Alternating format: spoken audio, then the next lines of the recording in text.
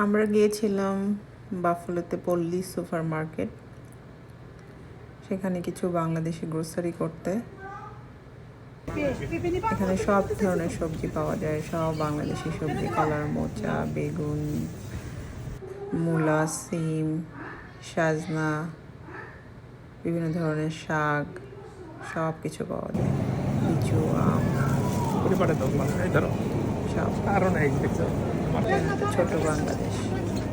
বেছে বেছে নাও, বেছে বেছে নাও। কি নিচ্ছ? এই যে নিচ্ছি সবুজ। সবুজ দেখে কয়েকটা দেখে নাও।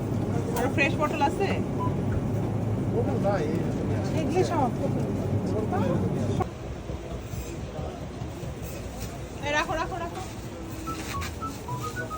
তোমার ভিডিও করে দিই। কি নিলা? এটা কি নিলা? একদম টাটকা।